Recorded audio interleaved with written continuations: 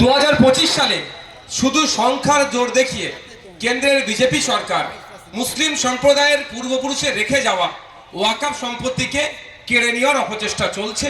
এই আইন প্রত্যাহারের জন্য আমরা যেমন সুপ্রিম কোর্টে মামলা করেছি, মাঠে ময়দানে আমরা লড়াই করছি, লড়াই করে যাব। আমাদের এই অবস্থান মঞ্চের আরেকটা গুরুত্বপূর্ণ দাবি, আপনারা শুনলে অবাক হবেন, সারা পশ্চিম বাংলায় 1 কোটি হয়তো আদিবাসী আমার ভাই নাই, কিন্তু 1.5 কোটি আদিবাসী সার্টিফিকেট অলরেডি পাবলিশ করে দিয়েছে। তার পরিবর্তে কি হচ্ছে? রহমান টাইটেল, রহমান আদিবাসী কোটায় চাকরি পাচ্ছে, ব্যানার্জি আদিবাসী কোটায় চাকরি পাচ্ছে, চট্টোপাধ্যায় আদিবাসী কোটায় চাকরি পাচ্ছে, দাস আদিবাসী কোটায় চাকরি পাচ্ছে, খাতুন আদিবাসী কোটায় চাকরি পাচ্ছে। অর্থাৎ এই ফেক এসসি সার্টিফিকেটগুলোর বিরুদ্ধে প্রত্যাহার করতে হবে। এই ফেক এসসি সার্টিফিকেট প্রত্যাহার করতে হবে। তার জন্য আমাদের ধর্ণা মঞ্চ।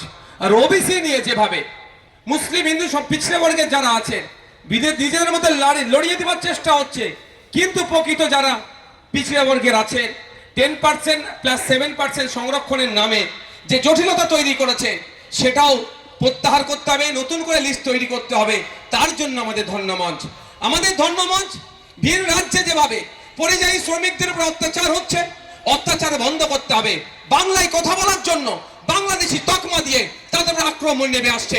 আক্রমণের শিকার কখনো আপনার লোকমান হচ্ছে, আক্রমণের শিকার কখনো সোমনাথ দেবনাথ হচ্ছে, আক্রমণের শিকার কখনো সাবির মল্লিক হচ্ছে, তো আক্রমণের শিকার কখনো দীপু দাসেরা হয়ে যাচ্ছে।